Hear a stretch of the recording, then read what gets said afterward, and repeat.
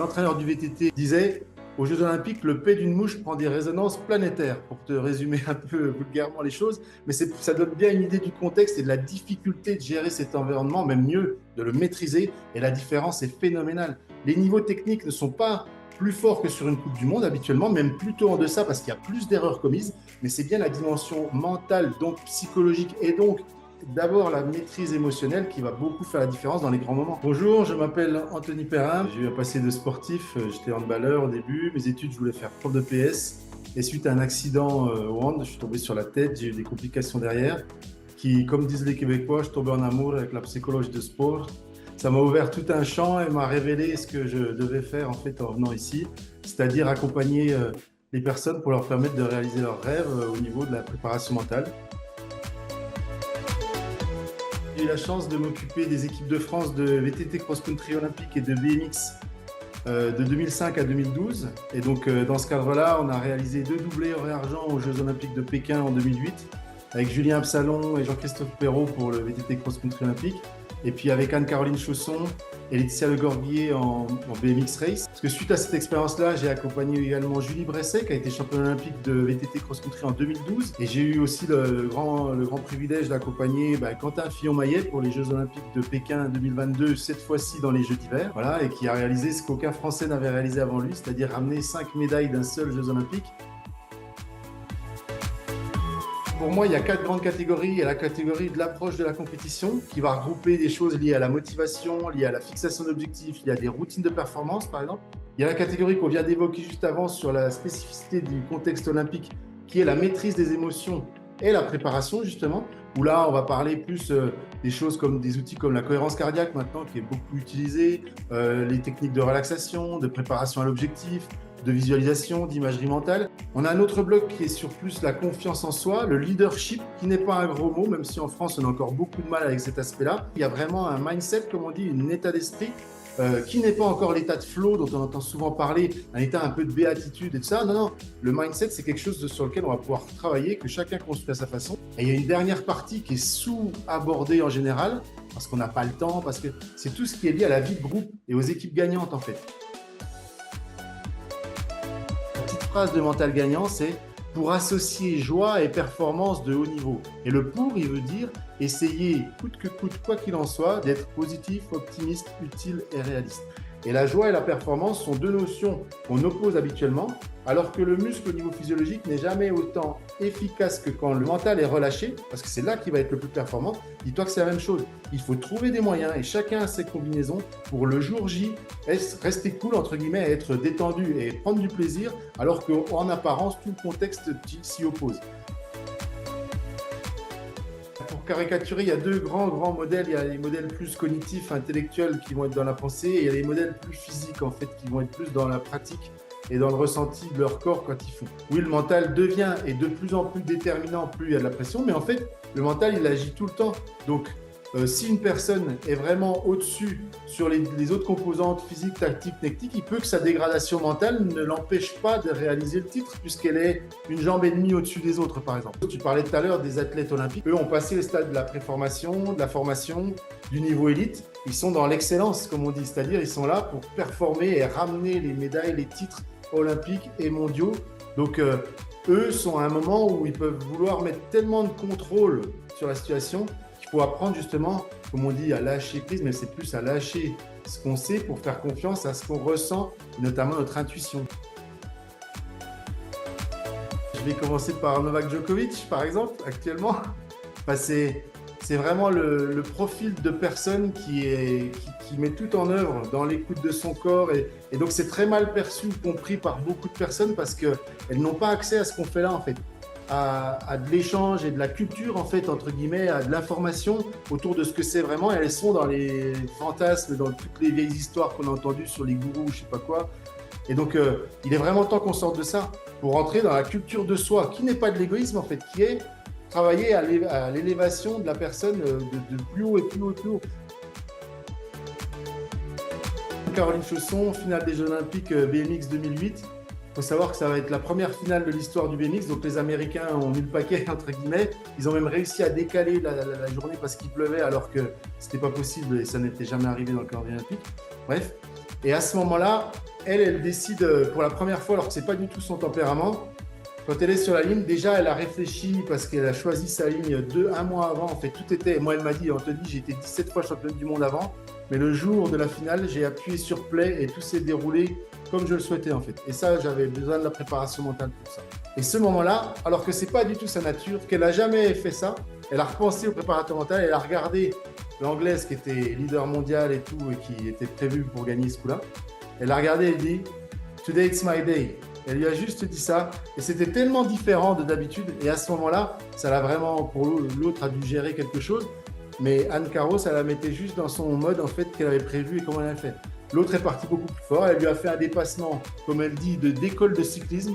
Mais à ce moment-là, être capable de faire quelque chose de si simple, si maîtrisé par la base, entre guillemets, les débutants et tout, et pourtant si complexe de le mettre en œuvre à ce moment-là dans le bon timing en fait. Voilà, donc c'est pour te donner un exemple à la fois de préparation, d'interaction, de conditionnement, de leadership, et puis à la fois de réalisation technique à un moment clé du truc. Et là, pour finir l'histoire, l'anglaise ne supportera pas d'être deuxième et préférera essayer de la shooter dans le dernier virage, quitte à tomber, ce qu'elle fera, ce qui permettra à l'autre française, qui était troisième, de faire le doublé. En fait. 1 et 2.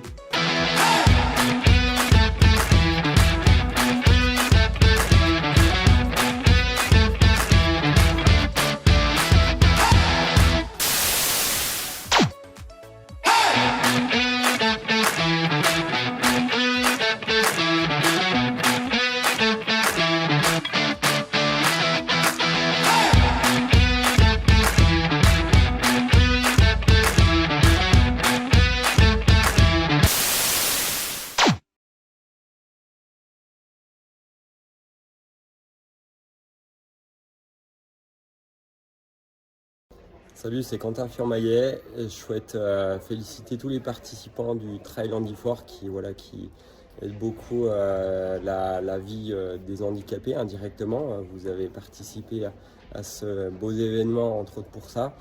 Et je souhaite faire le lien aussi avec mon préparateur mental, Anthony Perrin, donc mental gagnant, qui me suit depuis maintenant quelques années et qui m'a permis de transformer les doutes et l'incertitude en victoire. Donc ça, c'était quelque chose d'intéressant. Donc merci à lui qui aussi parraine et aide l'événement. Donc voilà. Et bien, merci à tous et à bientôt.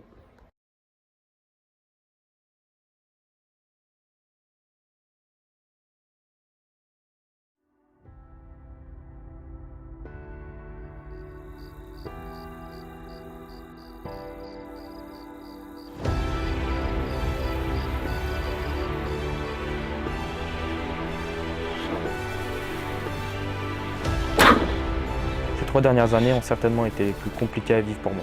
Les blessures m'ont fait tomber au plus bas, m'ont fait douter de mes capacités et auraient pu briser ma détermination.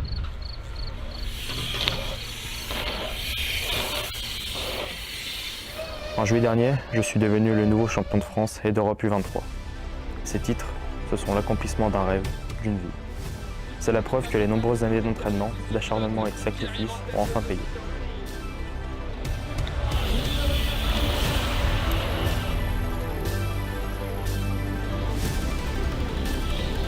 Mon frère a sûrement été ma plus grande source de courage grâce à son soutien inconditionnel. La discipline et la rigueur que mes parents m'ont transmises ont été les clés de ma réussite et m'ont permis de remonter la pente et de ne jamais perdre espoir.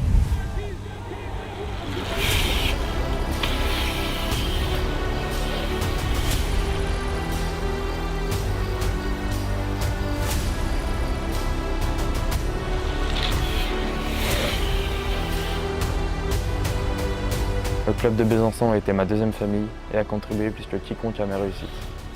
Leur soutien constant et leur confiance en moi ont été d'une grande source d'inspiration. Mon entraîneur m'a aidé à m'améliorer et à repousser mes limites pour atteindre mes objectifs.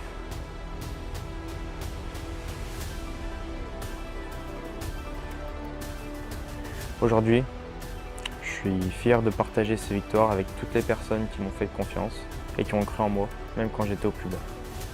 Même si la route a été parsemée d'embûches, elle reste encore longue et des rêves bien plus fous restent encore à aller chercher.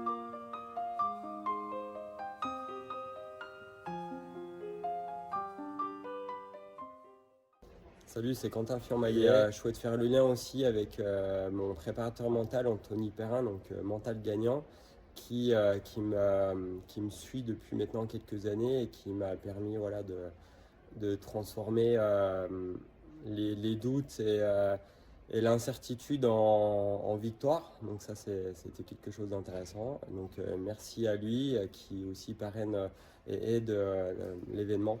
Donc voilà, et ben, merci à tous et à bientôt.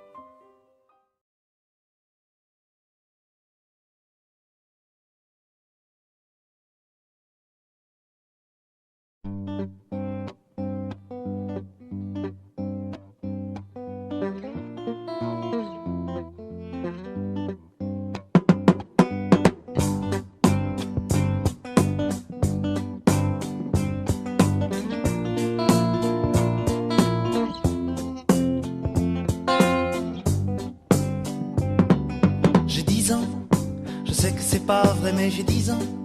Laissez-moi rêver que j'ai 10 ans. Ça fait bientôt 15 ans que j'ai 10 ans. Ça paraît bizarre mais si tu me crois pas, hey, tard ta gueule à la récré. J'ai 10 ans, je vais à l'école et j'entends de belles paroles doucement. Moi je rigole, cerf-volant, je rêve, je vole. Si tu me crois pas, hey, tard ta gueule à la récré.